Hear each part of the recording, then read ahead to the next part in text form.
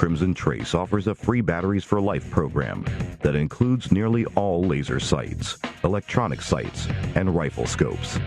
Just register your product for a free set of batteries each year at crimsontrace.com. Today on Tom Gresham's Gun Talk, a new guide for shotgunners from beginners to pros, how Mossberg became a full-line gun company over the last decade, and more. Plus, what are you hoping to receive this holiday season?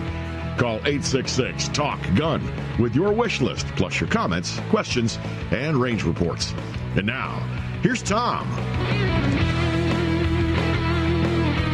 Well, hey, welcome. Tom Gresham here. It is Gun Talk, and we have a most interesting 3 hours ahead right here, plus 3 hours plus, because we always do the after show as well. It is an interesting time. It is a fascinating time. I am actually sitting downtown, right in the middle of Washington, D.C. I am sitting 3 blocks from the U.S. Supreme Court building where I will be tomorrow morning. Why am I here? Well, maybe you haven't been paying attention, but there's a lot going on. There's a major case, and we'll be talking about that as we go along. This case has the potential, don't know what it's going to end up being, you never know, right? But it has the potential for being a blockbuster case along the lines of the Heller decision of almost a decade ago. In fact, really, or actually more than a decade ago. It's been just about a decade since the U.S. Supreme Court has taken a Second Amendment case.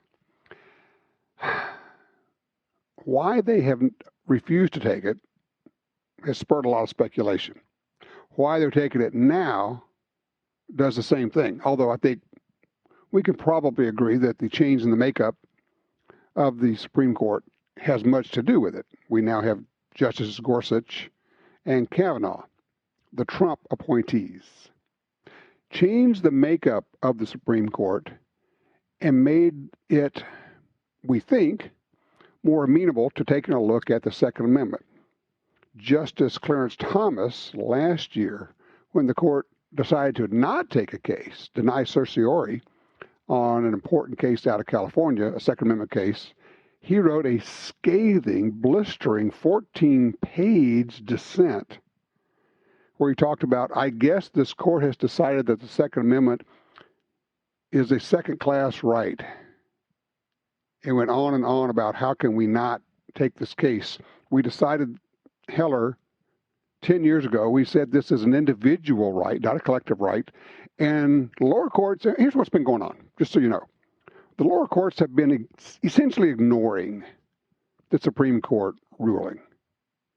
They have been saying, yeah, I know, they had Heller, and they said it's an individual right, but we found these other things that actually can fold within that. And we can support restricting gun rights and putting restrictions on rights and basically being oppressive. And we can find ways to justify it. And when those horrible, unconstitutional, in my view, decisions were appealed to the Supreme Court, they wouldn't take the case, leaving the lower court decisions as the law. We'll talk about this a good bit today because it's important. Well, let me explain what it has. It could be that it ends up being nothing. The court could actually rule, and I'll get into the meat of this in just a minute. The court could rule that this case is actually moot, M-O-O-T, which basically means it doesn't exist anymore. There's no issue here. It evaporates. It goes away. I don't think they're going to do that. The other end of the spectrum is that the court could find that the Second Amendment should be viewed under what is called strict scrutiny. It is the most restrictive set of criteria for reviewing constitutional cases. If the court were to say the Second Amendment should be viewed by lower courts under strict scrutiny, they should use strict scrutiny, it's my opinion. I'm not going to say this is what's going to happen. It's my opinion if that were to happen that an awful lot of, I'm talking hundreds or thousands of gun laws would essentially evaporate, would essentially go away. Now, they would all have to be litigated, of course, but it could be huge. It could be monumental. It could actually, when you think about it, it could actually be bigger than the Heller decision. So I'll talk about this as we go through, but that's why I'm in D.C. I was able to I have a press pass, a one-day press pass, to go sit in the Supreme Court tomorrow and hear the case argued. I am excited about it. I've never been to a Supreme Court, argument. There are a lot of things involved with it. A lot of things, just like you can't take phones or any kind of electronic devices in here. Basically, it's pen and paper. Got to be there at a certain time. It's very cool. I walked by the Supreme Court building yesterday just to see where it was. It's impressive. This is American democracy and our constitutional republic in action. It's going to be really something. Tell you what, let's do. I'm going to ask you, also, I went out and did some shooting this week. I want to talk about that. Let's see.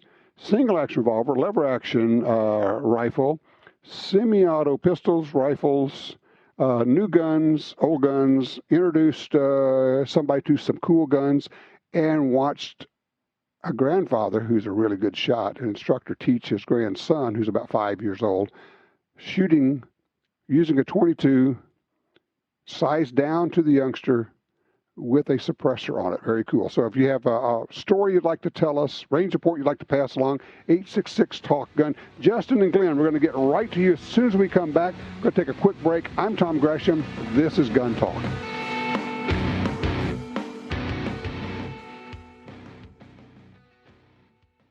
Trouble is unpredictable. It shows up without warning. It rears its ugly head when and where you least expect it. Trouble has no conscience, no regrets, no remorse. Be prepared and protected with the MC1 SC Subcompact 9mm pistol by Mossberg. Yes, Mossberg, the company trusted by police and military for decades. The MC1 SC Subcompact 9mm pistol. Small, powerful, snag-free. Always with you. Available with night sights or laser. Mossberg.com.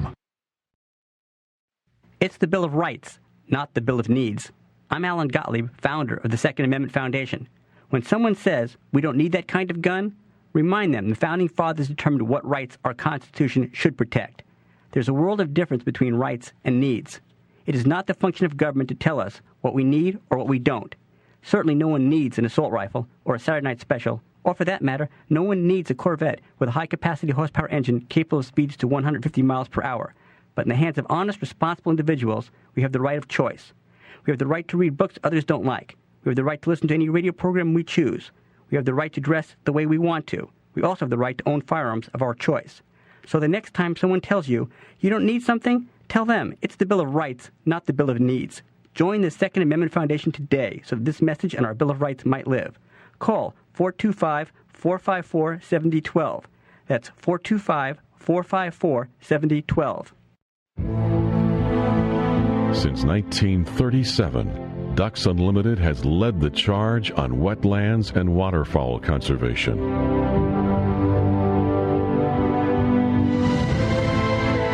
Wetlands reduce the effects of flooding and recharge our drinking water, but perhaps most importantly, they allow us to experience what makes the outdoors so great. Band together to rescue our wetlands. When someone leaves you their gun collection, you may want a few, but what do you do with the rest? How do you sell them? Who do you call? Well, I call Johnny Dury at Dury's Guns. Whether you're selling one gun or 500, they'll tell you what it's worth and write you a check. Simple, quick, easy, fair. I trust Dury's Guns. Give them a call. DurysGuns.com.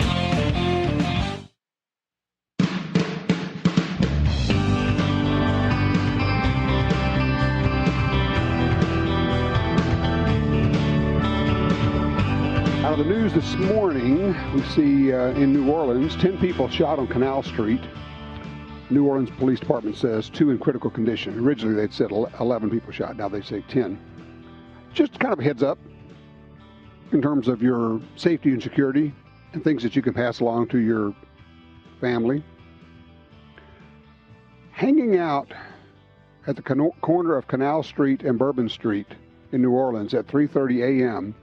with hundreds of drunks is not really a smart move.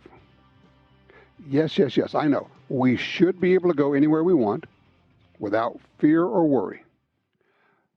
Great. but we have to be adults about this.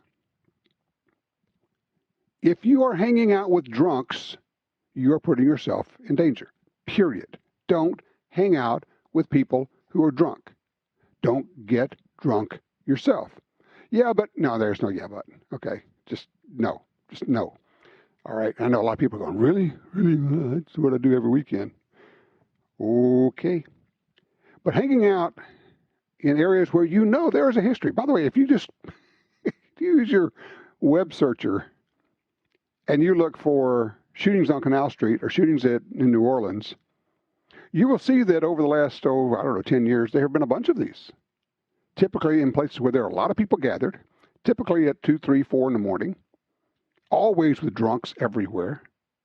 Don't hang out with crowds, don't hang out with drunks, don't hang out in places where there historically are shootings. Gee, it's kind of like, let's not walk through the lion pen with a stake around our neck, okay? I mean, they're just saying something you may want to consider, okay? Let's go to Justin, line 5, out of Arnold, Missouri. Hello, Justin. What you hunting with here? Well, I was thrusted into the 21st century a couple weeks ago. Uh-oh. So I'm kind of calling for advice and permission here. I currently have a full gun safe, and I don't want to get rid of anything I have. So okay. I'm going to get a new gun safe as well, but that's a whole other subject. I was deer hunting. I moved from Illinois to Missouri, so I can now hunt with a rifle. And what I had is a 44 Magnum Marlin 1894 and a Marlin 1895 and 4570. The 4570 is not set up for hunting yet, so I use my 44. Okay. Got a doe, and then a few days later, I had multiple opportunities. I had like 15, 20-plus deer walk out in front of me on an afternoon hunt. And they're all out around 150 to 200 yards. So you have a 44 Magnum. Yes. Yeah. So I know it will do it, but I hadn't practiced off that distance. I didn't feel confident that I should, try. I could get lucky, but we're talking about harvesting game here, not a target. Yeah. Well, first of all, congratulations and good on you for not taking a shot you're not sure you can make on live animals. So that's a good thing. But I see where now I see where you're going. Now you're saying, yeah, but I need something that I can shoot out at 250 to 300 yards. So what are you looking at? Well, the property line max shot is I'm about that range. I'm right around 250, 300 max distance. Okay. I never really have been a big fan of snappy recoil. To me, a bottleneck cartridge is like a 9 versus 40. I just don't like it. Okay. Now, that's coming from a guy who shoots a 4570, but it's a different type. And I know you get that, and other people who don't shoot it for it. Yeah. So today while I was at the range, I was playing around with my 44 lever gun, and I was asking some guys, they had different bolt guns, and I saw some ARs out, and I asked them, have you ever tried a 6.5 Creedmoor? And one of them pulled out his Tika T3X, and I said, here you go, here's a mag. They're a Hornady 143 ELX, or the new Hornady.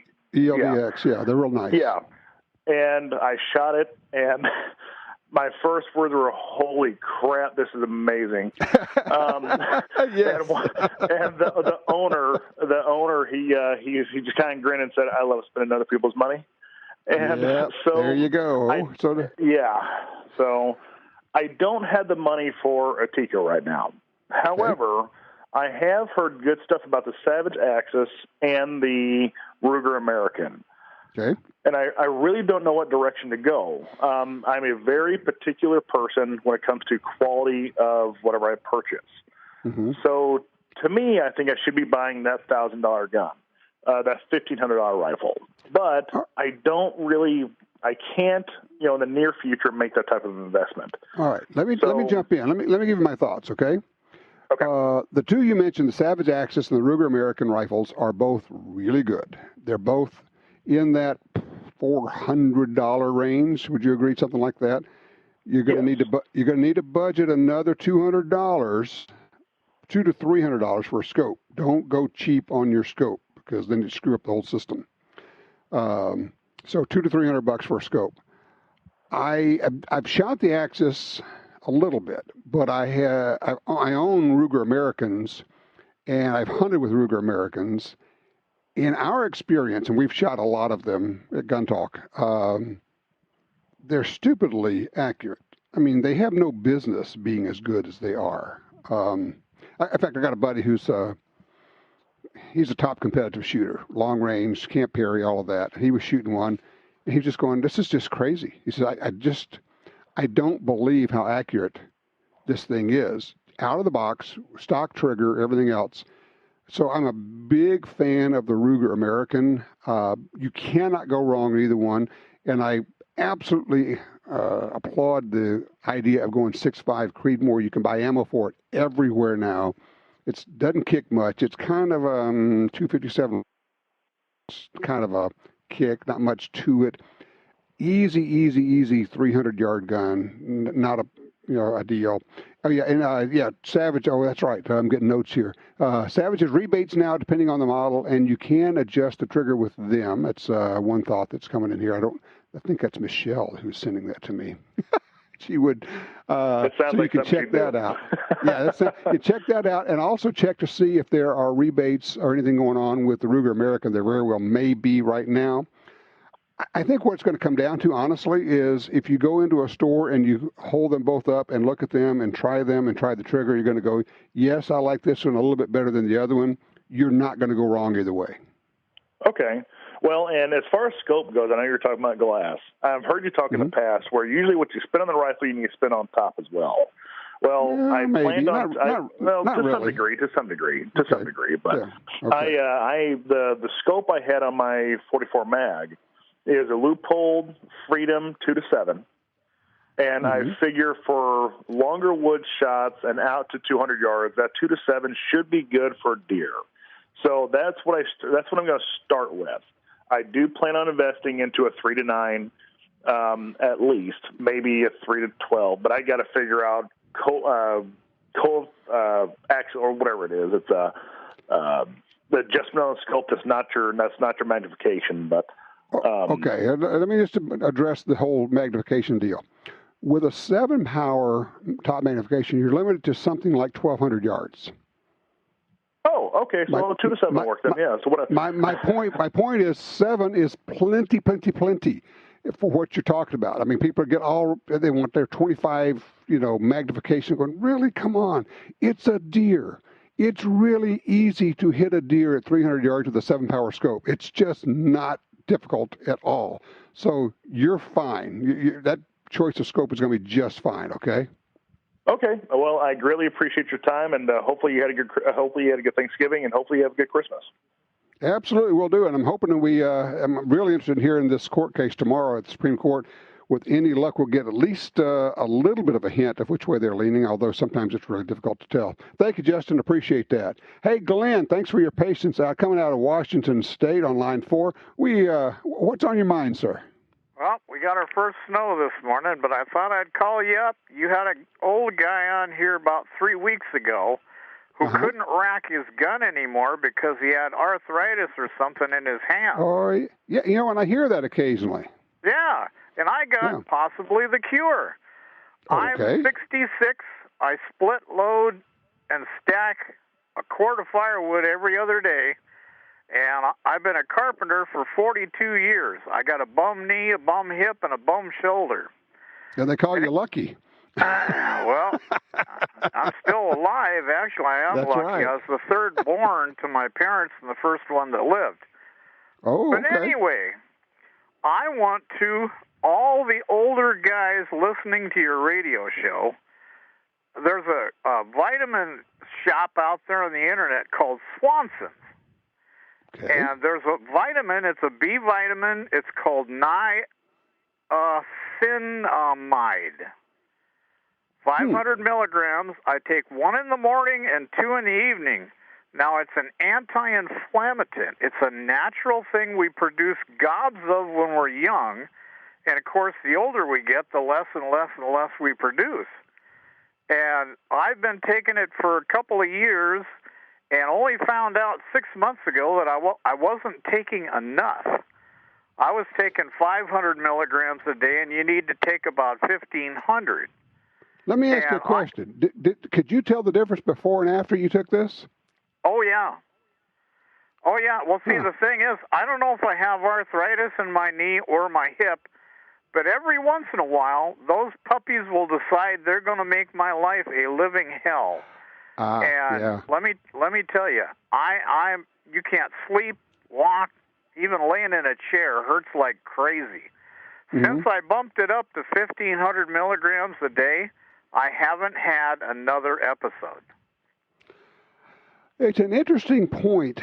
I mean, a lot of times I address the gun side of things, but yeah, if somebody has arthritis, if they have physical issues, you might want to see what you can do to take care of the physical issues rather than trying to redesign a gun or find a gun around the deal, rather than just saying, well, hey, I just have arthritis, there's nothing I can do about it.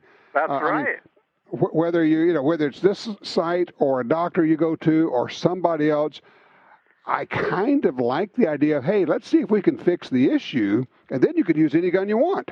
Yeah, well, you're letting your body fix the issue. I got bursitis in my other shoulder, and it hasn't came back and bothered me a bit since. And here's and I've almost forgot. You got to take it for 3 to 4 weeks for it to build up a high enough level in your blood. Right. And it only works on joints. It doesn't really work on muscle pain or nothing. Okay. Look, I appreciate that. It's an excellent idea. Deal with the issue rather than designing around it with your gun. Whether you go to this site or someplace or go to your doctor or find whether physical therapy, whatever it happens to be, it's not a bad idea. It's, it's kind of one of those, okay, what is the issue here? The issue is it hurts or I don't have the strength in my hand. Is there a way for us to deal with that, whether it's through vitamins or treatment or physical therapy or drugs, or which, of course, gives you benefits through all the rest of your life, not just the shooting part. Although the shooting part, of course, for us is very, very important. Our number is 866-TALK-GUN. I'm in Washington, D.C., here to sit in on the Supreme Court case. We'll tell you a little bit more about that. It has the potential for being monumental for gun rights in this country.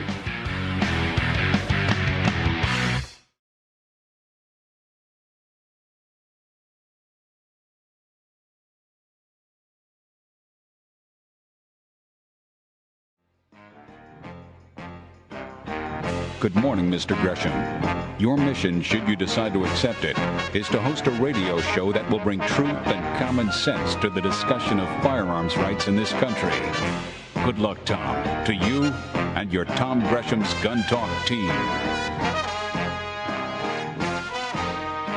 All right, back with you. 866-TALK-GUN is how you reach us, or you can just dial Tom Talk Gun. We're pretty much open lines. If there's something about guns that you want to talk about, if you don't like guns, okay, call me. Let's talk about it. I'll give you the floor for a while. I got into a conversation on Facebook with a group, the Progressive Parents. Yeah, we won't even talk about how I found it. But what was interesting was they were commenting on an article, piece in CNN. And it was going on and on with the usual gun ban lobby numbers about, more children are killed by guns in the U.S. than by, all the supernovas in the world or something. It was one of those things you're just going, this is just so much garbage. And I went on and was making some statements about, well, here's the actual numbers according to the FBI or the CDC or the National Safety Council. What was interesting was the reaction. They lost their minds. The very idea that someone would come in and challenge the dogma with facts, sourced facts, not just, well, I think, or anything, just like, okay, this is what the FBI says. This is how murders have dropped by half in 20 years, and crimes committed with guns have dropped by almost 70% over a 20-year span. They quickly went to attacking the messenger, calling people who like guns, use guns, own guns, a cult, and saying that those of us in this cult don't care if children are murdered as long as we get to play with our toys. And then it quickly devolved into, and what was interesting was it was the younger women dropping F-bombs all over the place. It was instructive and fascinating, and no one there was willing to engage on the subject matter. it was as though they had been personally attacked. In fact, some of them said, why are you stalking me? Why are you doing? I'm just throwing out the info. I even source it. You can go look it up yourself. Presenting a different point of view to them was a personal attack. It was really, really interesting. All right, let's talk with Jim out of Nebraska with a question about the 40 S&W. Jim, is that what you have? Well, I was wanting to buy one. I have an M&P Core Performance Center pistol in 9mm, and I thought I'd like to have one in 40. I can't find it in. I have access to an FFL. I can't find it in any of the wholesale catalogs. Call Smith & Wesson. They no longer make it. And in the wholesale catalog, they only show one 40 Smith & Wesson that Smith & Wesson makes. And I thought, well, I'd go with a Sig Sauer Legion with the Romeo red dot sight, RMR type thing. Yeah, thanks. Right. And they don't have one. And I noticed in there that none of the Legions, that the Legion doesn't come in 40 either. Is the 40 Smith & Wesson falling out of favor? Very much so, for several reasons. Probably the primary reason now is that 9mm ammo is so much less expensive. If you're going to go out and shoot a lot, you will save a ton by going with a 9. Another reason is that the data is pretty much in that there's no difference from a self-defense standpoint in stopping an assailant, whether you're shooting a 9 or a 40. The 40 was actually created as a neither fish nor fowl, something between the 9 and the 10mm. Basically, it's a 10mm light. It came out of the FBI adopting the 10mm cartridge after the famous Miami shootout. They wanted a cartridge that would stop assailants because what they were using didn't. They kind of ignored the fact that they didn't do their job very well, but that's a whole different issue. So they adopted the 10mm, and then they found that a lot of their agents, particularly small statute agents, could not shoot the 10. So they said, well, we want something that's kind of like a 10 but wimpier. So they came up with what is called the Smith & Wesson, the 40 S&W, which some people say is the short and wimpy, which is not fair. It's actually a compromised cartridge. There's nothing wrong with it at all. I know people who really like the 40. It's just that it's with the 9 being so good and being easier to shoot, considerably less snappy recoil, and just as effective in terms of self-defense, and particularly in getting shots on target. It's simply, I think the 40 is kind of fading out right now. Okay. I think that's what you're seeing. Yeah, well, that's what I was wondering, because I did call both places. I called Sig Sauer and I called Smith & Wesson, and we just don't have one. You can find, if you want one, you're going to have to buy a used one. That's what they told me. And what they're saying to you is we don't have one because nobody's buying them, because if people wanted them, they would be making it. Yeah, okay, that's what I thought, and that's what I was wondering. I hadn't looked for quite a while, but thank you. Yeah, if it were me and if I were advising you, which I am, I would say stick with your 9s. There are a lot of great 9s out there, and you'll be able to find ammo for them everywhere, and it'll be a whole lot less expensive, all right? Okay, well, thank you. All right, you bet. Tell you what, when we come back, I want to tell you why I'm here, what's going on at the Supreme Court. This case is going to be heard tomorrow. It is potentially huge. It has taken many years to get to the Supreme Court, and it's the first Second Amendment case the U.S. Supreme Court has taken in almost 10 years. It's a biggie. We'll talk about that, but we're also open to your calls, comments, range reports, and questions. And if you think guns are bad and gun owners are even worse, call me. I'll put you at the front of the line. 866-TALK-GUN.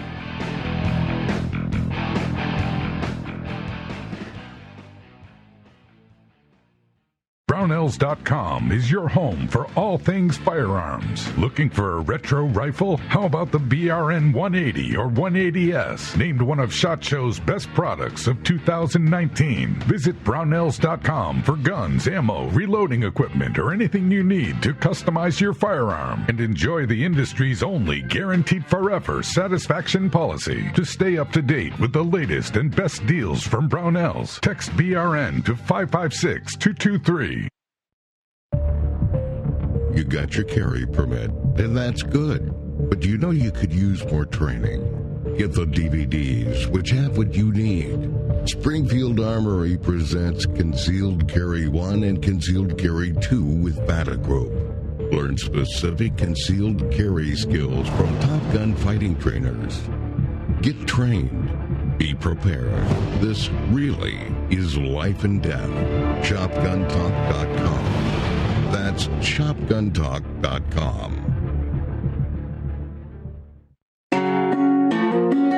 For 36 years, the U.S. Sportsmen's Alliance has been fighting to protect hunting, fishing, and trapping for sportsmen from coast to coast. Today, we are under constant attack from extremist animal rights groups who want to end your ability to hunt in the U.S. Join us to protect our sporting heritage and our way of life outdoors. To join or for more information on how you can help, go to ussportsman.org. That's ussportsman.org.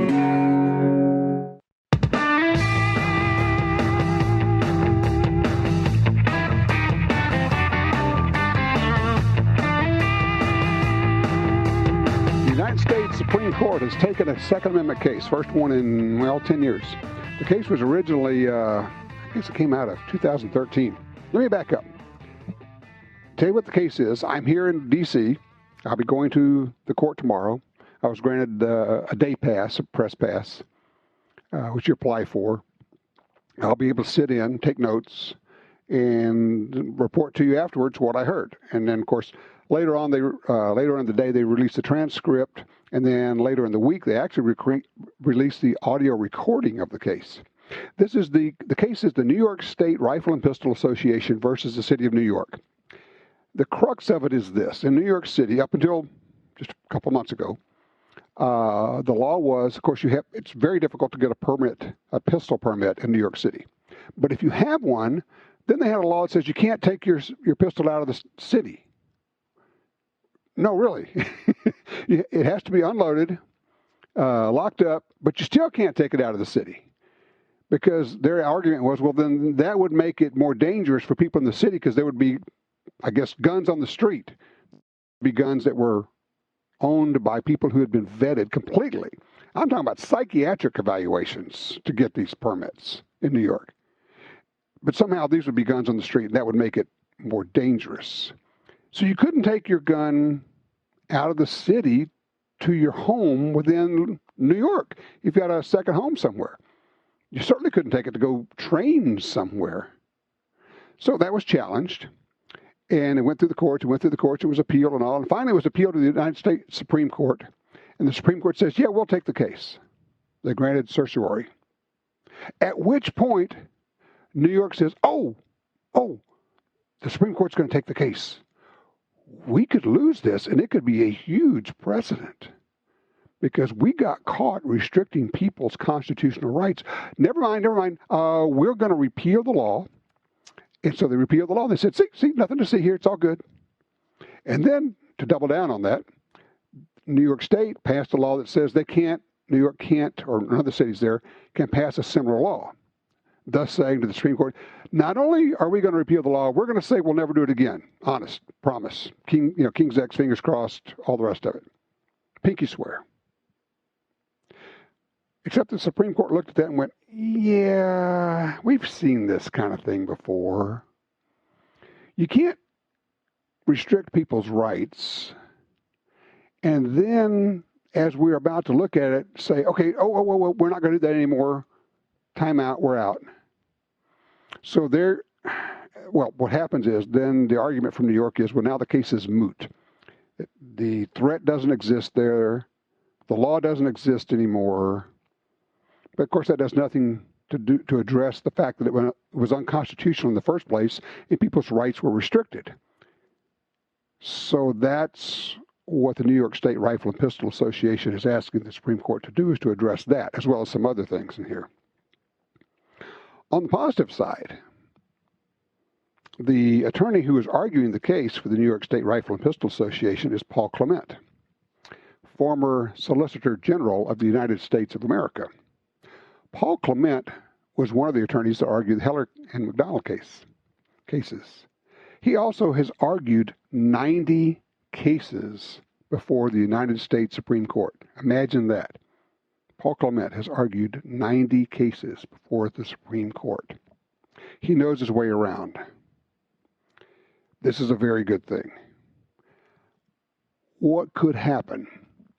Well, for one thing, the court has asked the parties, look, we want you to also continue the conversation about mootness.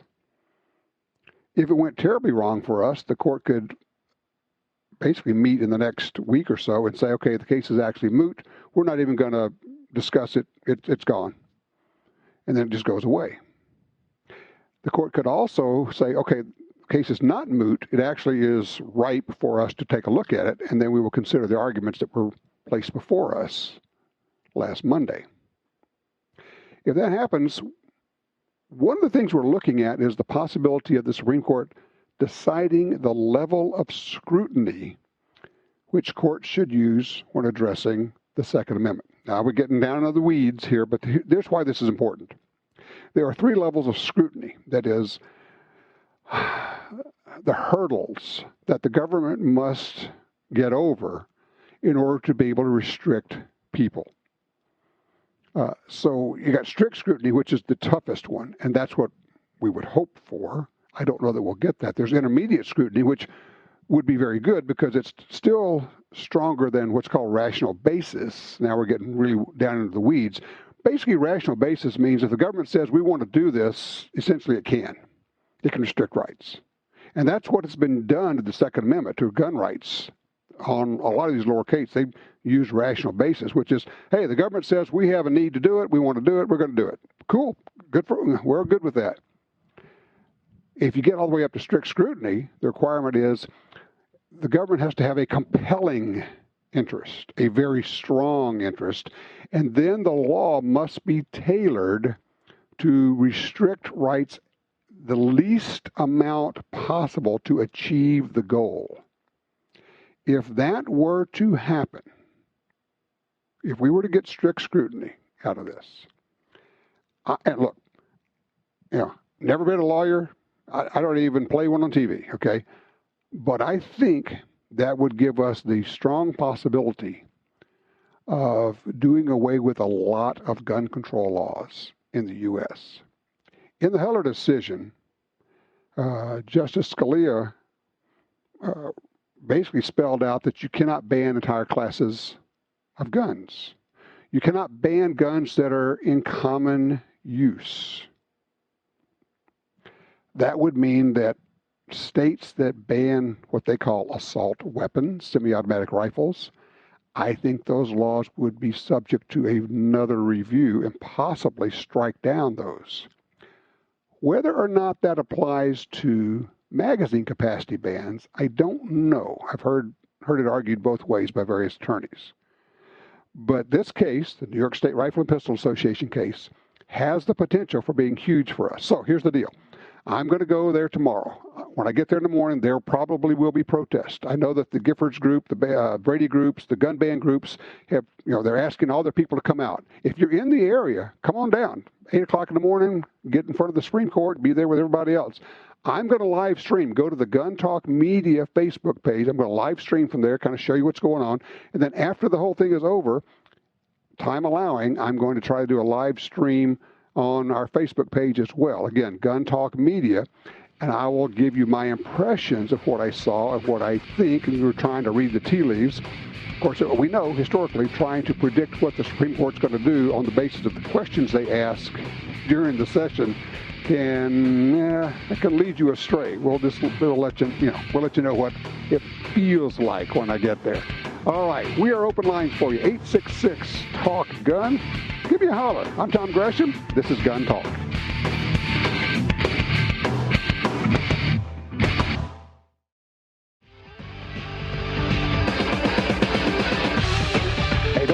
Our Fall a Day giveaway ends December 13th. You go to guntalk.com/win. Giving away all sorts of stuff. Alien Gear Carry Package, an ATN Thor LT3 thermal rifle scope, Federal Premium, a case of trophy bonded 308, 2 cases of Hydroshock, deep 9mm ammo. Liberty Safe, very cool. We're getting a safe out of this thing. A Ruger Security 9 Compact and an American Hunter rifle in 308. Again, it's guntalk.com/win. Jeff has been patient with us out of Durango, Colorado. Jeff, tell me about this goose gun you got. Okay, this goose gun I've got is Ithaca, and it's bolt action, and it has a regular conventional magazine, a little 2-round magazine. Will carry one in the chamber too. And this thing is as tall as I am. If I put the butt on the floor, and I'm 5'9". Probably a 36-inch barrel at least, I'm sure. Yeah, I was wondering about how much I'd have to pull it back to be able to shoot a 3-inch Magnum super slug, because the thing is it's full choke, so it can't take that slug in the condition that it's in now. You could do it. The problem starts to become, at a certain point, you're going to be throwing money at this thing when you really probably would have been better off buying you an inexpensive a pump-action shotgun and getting a rifled barrel for it that's set up for shooting slugs. And I think what you're going to find is it's just going to shoot so much better than anything you're going to end up doing. And now you're going to cut this thing back. This is a cool old gun. I mean, this was popular 60, 70 years ago. I've been in the family forever, longer than I have. Do me a favor. Do yourself a favor. Don't cut this thing up, and don't, it's a wall hanger or it's a fun thing to take out and shoot, and people will go, holy cow, I've never seen anything like that. Just go out and buy an inexpensive pump with a rifled barrel, slug barrel set up that's already drilled and tapped. You can put a scope on it or a sight on it. And if you want to shoot deer, that's the way to go, man. Okay, yeah, that sounds good. I'll take that as gospel. Can I say a couple other things real quick? I tell you what, I got 60 seconds. Give me the vitamins info, okay?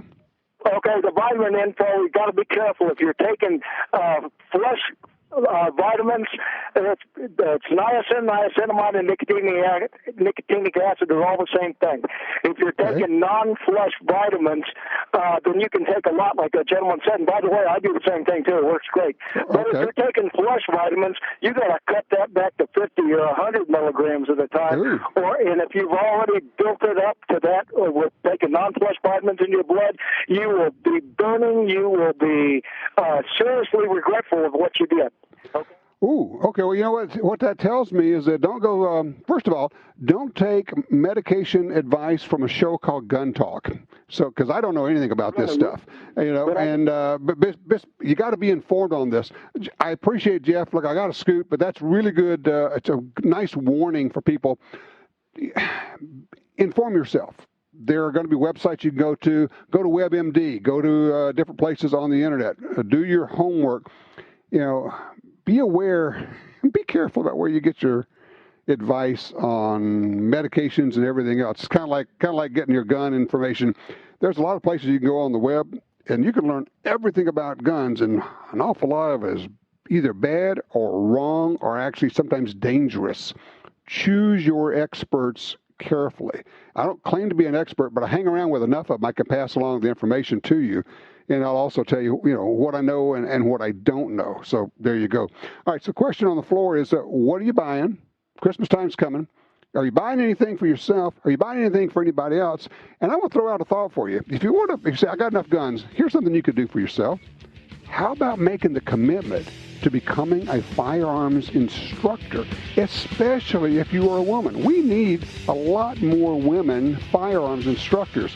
And if you are a woman who's decided to do that or has already done that, I would love to hear from you. 866-TALK-GUN. All right, when we come back, we're going to talk about how to be a better wing shot.